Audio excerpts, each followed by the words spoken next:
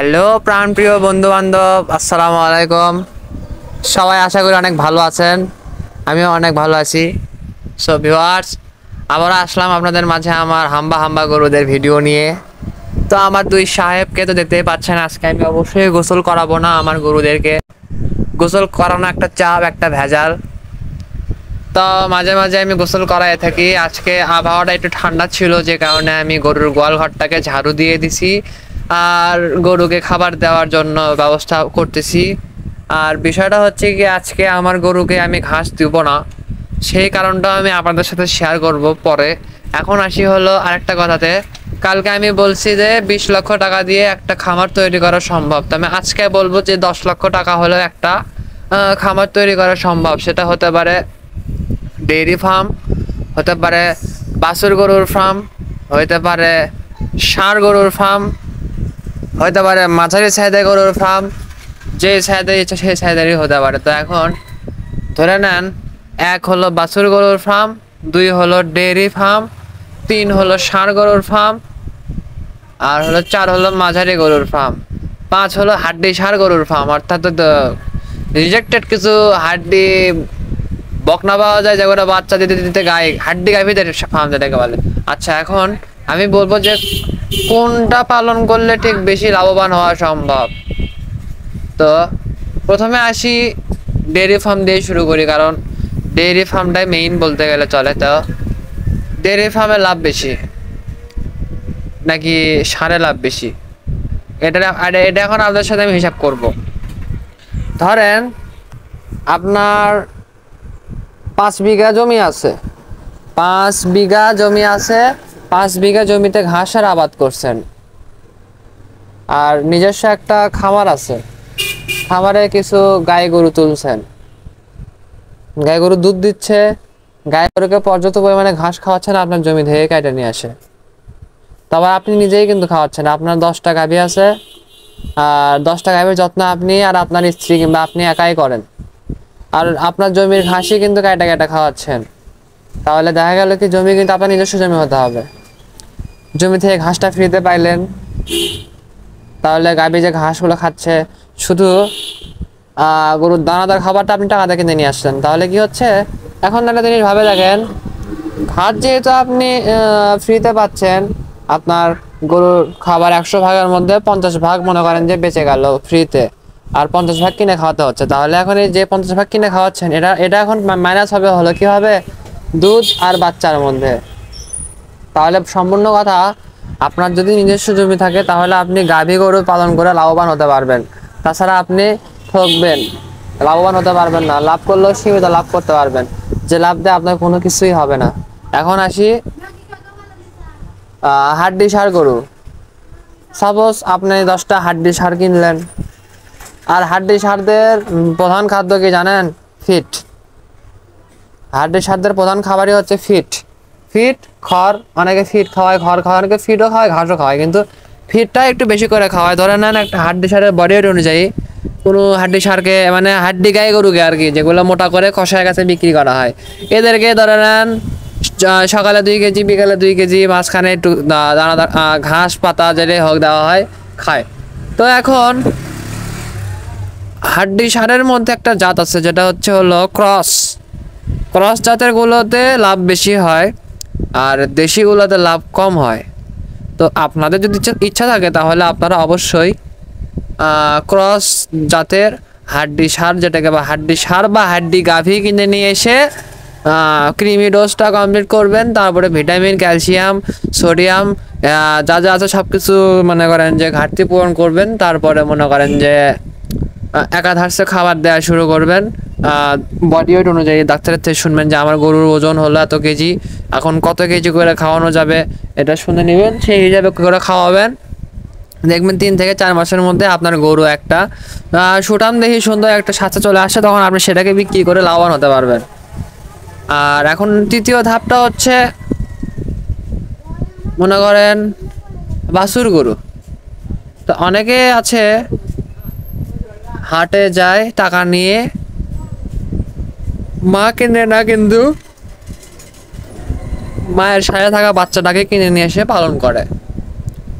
আর হাটের মধ্যে একটা সাইড আছে, যে সাইডে প্রত্যেকটা হাটের একটা সাইডে দেখবেন যে কিছু ব্যবসায়িক বাছুর গরু নিয়ে দাঁড়িয়ে থাকে, মানে গরুর মা নাই কিন্তু বাছুর আছে।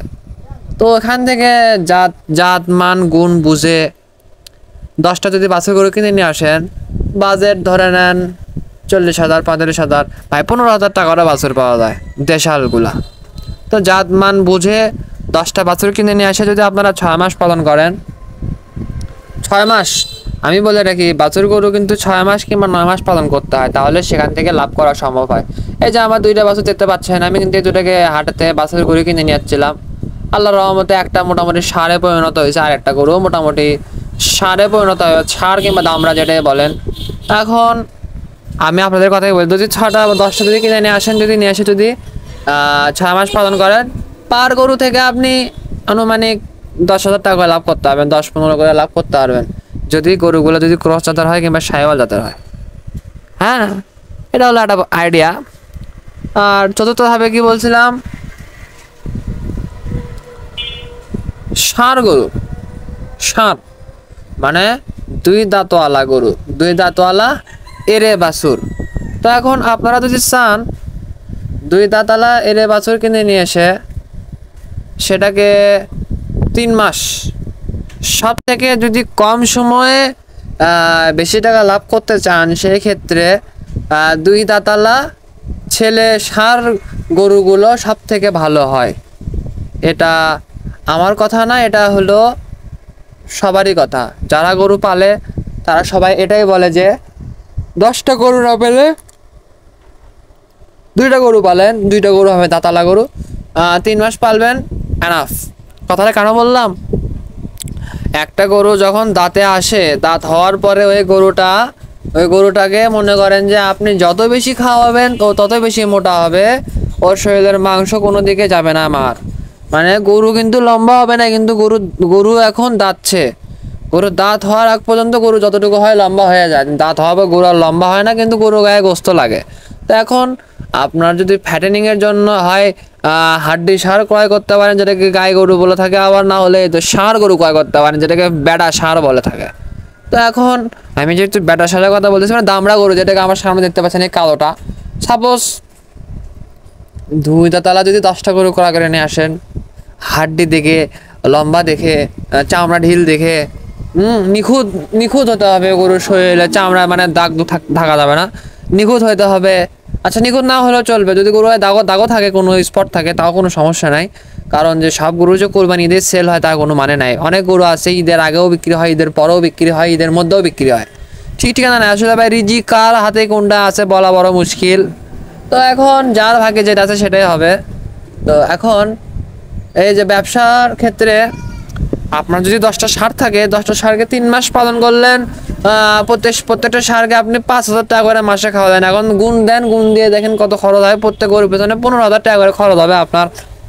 3 মাসে 15,000 টাকা করে পার গরুতে খরচ হবে, 10 গরু, 10-এর সাথে 15 গুণ দেন, তাহলে উত্তর চলে আসবে। তো এখন এই যে একটা খাবারের শিডিউল হিসাবটা বের হলো, তো এই হিসাবটা মাইনাস করে দেখবেন যে আপনার 10 গরু থেকে আল্লাহর রহমতে ভালো টাকা লাভ করছেন।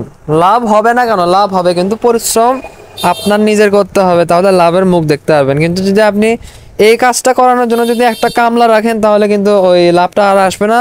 যেটা লাভ হবে সে লাভটা কামলার পকেটে উঠবে, কারণ কামলার তো একটা বেতন আছে। তো ভেবে চিন্তে কাজ করেন। হ্যাঁ, কামলা লাগতো। আশা করি আমি আপনাদেরকে অল্প একটু হলেও বোঝাতে পারছি। সব কিছু মিলায়ে আপনি যে গরুই পালেন না কেন, সেই গরুতে লাভ আছে। আমি আমার খামারে প্রথম দিকে কিছু ভিডিও দেখবেন, 2টা গরু ছিল আমার খামারে, দেশাল গরু। তো 2টার মধ্যে একটা গরু আমি চেনা পরিচিত মানুষের কাছে বিক্রি করে দিছি। তো সেই গরুটার পরিবর্তন দেখে মনে করেন যে আমি নিজে অবাক হয়ে গেছি, এত সুন্দর পরিবর্তন আসছে। মনে করেন যে আমি গরুটাকে বিক্রি করছিলাম 18,000 টাকা কি 19,000 টাকা দিয়ে, এখন এই গরুটার দাম না হলেও 30,000 টাকা হওয়ার কথা, যে আমার যেটা মন বলে 30,000 টাকা হওয়ার কথা। তাহলে এটাই হলো কথা যে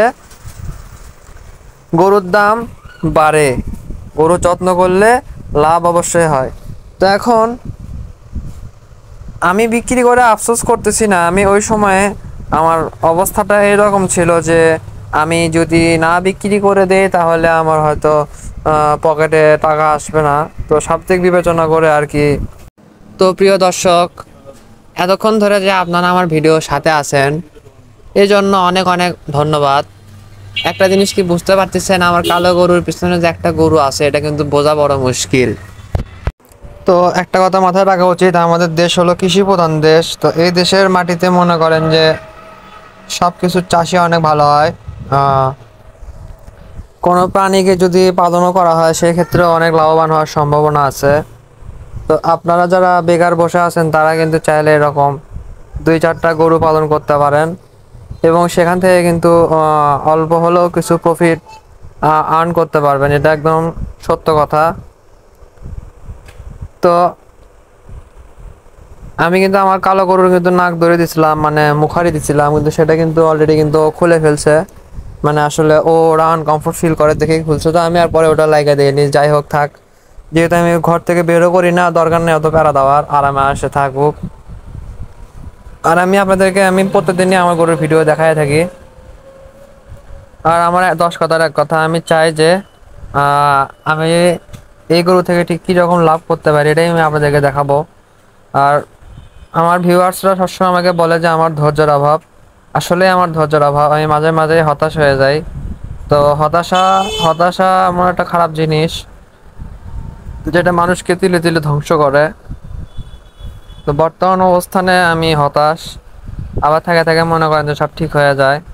তো এখন এভাবেই দিন পার করতেছি,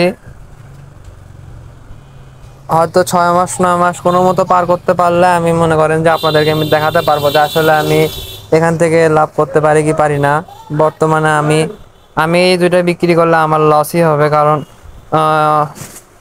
এখনকার যে আবহাওয়া, এই আবহাওয়াতে গরু ছাগলের দাম পাওয়া যাবে না, অসম্ভব বিষয়। গরুর দাম হবে দেরিতে। তো আমাদের দেশের বর্তমান যে অবস্থা, খাদ্য খাবারের যে পরিমাণের দাম বেড়ে গেছে, একটু কষ্টের মধ্যেই পড়ে গেছি আমরা। আর শুধু খাবারের দাম না, গরু ছাগলের দামও কিন্তু আগের তুলনায় অনেক বেশি হয়ে গেছে, যে কারণে খামারিরাও এখন হুমকির মুখে পড়ছে, যারা ক্রেতা তাদেরও একটু সমস্যা হয়ে গেছে। আগে একটা সময় কোরবানির গরু কিনতে লাগতেছিল অল্প টাকা, মনে করেন যে একদমই অল্প টাকা, কিন্তু এখন বেশি টাকা লাগে। তো দেখেন এই সাহেবের খাওয়া হয়ে গেছে, এ এখন ওর খাবারটা কেড়ে নিয়ে খাওয়া ট্রাই করতেছে। তো আমি দেখে দৌড়াচ্ছি, তারপরও একটু খাবার পড়ে গেল, কিচ্ছু করার নাই, সবই কপালের দোষ। হয়ে থাকে এরকম অ্যাক্সিডেন্ট, কারণ এর মনে করেন যে দানব আকৃতি। তো যখন আমি কিনে নিয়ে আসি তখনই আমাকে 2-1 জন বলছিল যে গরুটা অনেক বড় হবে। তো তারা আসলে ঠিকই বলছিল, তারা আসলে গরু চেনে, তারা সঠিক কথাই বলছে। তো সেখানে আমি একজন ছোট উদ্যোক্তা, আমি তো এত বেশি বুঝি না, তবে আমি পালতেছি। এখন সময় হইলে টের পাবো কত বড় হয়। তবে আমি একটা গরু দেখে আসছি আমার বাড়ি থেকে কিছু বাড়ি দূরে। গরুটা বেশ বড় সাইজের গরু, মানে হয়তো বা আমার গরু জাতেরই গরু। তো আমার টার্গেট আছে যে আমার গরুটাও হয়তো এরকম বড় হতে পারে। দেখা যাক কি হয় না হয়, সময় হলে টের পাবো। তো আমার এই গরুটার খাওয়া কিন্তু শেষ হয়ে গেছে, আপনারা লক্ষ্য করতে পারেন, এর কিন্তু সম্পূর্ণ খাওয়া কমপ্লিট। এ এখন ওর কাছ থেকে ওর খাবারটা খাওয়ার জন্য চেষ্টা করতেছে। আর আমি কিন্তু বলছি আজকে আমি গরুদেরকে ঘাস দেইনি। তো আর এটাই হলো মূল কারণ, ঘাসটা মানে আজকে ঘাসওয়ালা ঘাস দিয়েই গেছিল না। এই কারণে মনে করেন যে গরুদের পেটের খিদাটা একটু বেশি, যে কারণে আমি দানাদার খাবারটা আজকে একটু পরিমাণে বেশি দিয়েছি, যার জন্য করে প্রবলেম হচ্ছে না। গরু খাচ্ছে আল্লাহর রহমতে, গরুর পেট ভরানোর জন্য আমি ট্রাই করছি। তো দেখেন বালতিটা একবার জাস্ট একদম ক্লিয়ার, কোনো রকমের খাবার নষ্ট নাই। তবে আমি না খুব ডিপ্রেশনে আছি যে আমার এখন একটু টাকা পয়সার সংকট দেখা দিচ্ছে, আর বিপদে বললে মানুষ চেনা যায়। আমার যে একটা মুদির দোকান আছে, বিশ্বাস করবেন না, সারা মাস অনেকে বাকি খায়, কিন্তু টাইম মতো কিন্তু তারা মনে করেন যে টাকাটা পরিশোধ করে না। এতে করে সমস্যা হয়। এই সমস্যার কারণে কি আর বলবো, এগুলো বললে দুঃখ লাগে। আমার কথা, আমি একটা জিনিস নগদ টাকা দিয়ে কিনে নিয়ে আসলাম, এখন সেটাকে যদি নগদ টাকা দিয়ে বিক্রি না করতে পারি তাহলে কিন্তু আমার জন্য সমস্যা। তো কিন্তু এটা আসলে মানুষেরা বোঝে না, মানুষেরা বাকি খায়, বাকি খেয়ে সেই টাকাটা অনেক দেরি করে শোধ করে, বাধ্য হয়ে বাকি বন্ধর একটা মনে করেন যে ইয়াও দিছি, কিন্তু কোনো কাজ হয়নি এতে করে। তারপরেও দুঃখের বিষয়, যা আছে কপালে তাই হবে, এটা ভুয়া কথা। আমাদেরকে রাস্তা দেখিয়ে দেওয়া হয়, ধরে নেন 5টা রাস্তা, 1 নাম্বার রাস্তা, 2 নাম্বার রাস্তা, 3 নাম্বার রাস্তা, 4 নাম্বার রাস্তা, 5 নাম্বার রাস্তা। এখন পছন্দ আমার, আর সেটা আগে লিখে রাখছে আল্লাহ। কথা বুঝছেন? পছন্দ করার দায়িত্ব আমার। আমি এখন খারাপ রাস্তায় যাব না ভালো রাস্তায় যাব, এটা আমার নিজস্ব পছন্দ। আল্লাহ আমাকে বলেনি তুই খারাপ রাস্তায় যা, আমার এটা বুঝে নিতে হবে যে আমি কোন রাস্তায় যাব, সেটা আমার নিজের ইচ্ছা মতো। তো এখন আমি যেহেতু নিজের ইচ্ছা মতো এই কাজটা করতেছি, মানে গরু সেক্টরে আসছে, এমনকি হাটে যেও আমি নিজের ইচ্ছা মতোই গরু কিনছি।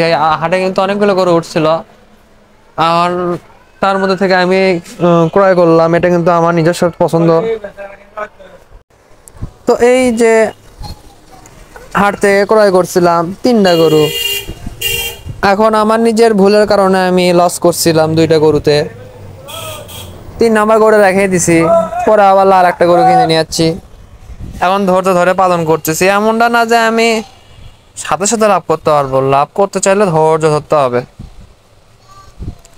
দেখেন আমি কিন্তু এখন পানি দিলাম, কারণ আর খাওয়া হয়ে গেছে। আমি আগে বলে রাখি, দানাদার খাবার খাওয়ানোর পরে পর্যাপ্ত পরিমাণে তরল পানি ওদের কাছে দিয়ে রাখবেন। ওদের যদি খাইতে মন চায় ওরা খাবে, না হলে ফেলে দিবে, কোনো সমস্যা নেই, কিন্তু দিয়ে রাখতেই হবে। এতে করে গরুর শরীরে পানির চাহিদাটা পূরণ হয়। তো দেখেন সাহেবের কিন্তু লোভ এখনো শেষ হয়নি, ও কিন্তু ওর ধান্দাই হলো একটা, ও ওর খাবার খাবে। তাই হোক, এই দেখেন ক্লিয়ার ডাটা, একদম আগা গরু ফাইনাল লাশ হয়ে গেছে, এখানে কোনো খাবারই নেই। এখন ওই গরুটাকেও একটু পানি দিতে হবে। আর ভিউয়ার্স, আমার লাল বাচ্চাটার দাম কি রকম হতে পারে বর্তমান বাজারে, কেউ একটু কমেন্টে জানাবেন। দয়া করে কেউ ফাজলামি করবেন না, মিথ্যা মিথ্যে একটা আবল তাবল কিছু বলবেন না। যেটা আপনার মনে হচ্ছে হবে সেটাই বলার চেষ্টা করবেন। আমার একটা আইডিয়া দরকার। লাল বাচ্চাটা কিন্তু এখনো শরীরের মায়ের দুধের লোমটা এখনো পড়েনি, তবে গরুটা লাল হয়ে গেছে। গরুটা কিন্তু এতটাও লাল ছিল না, গরুর কালার চেঞ্জ হয়েছে। হয়তো বা 2-2.5 মাস পরে গরুর কালার একদম চেঞ্জ হয়ে যাবে।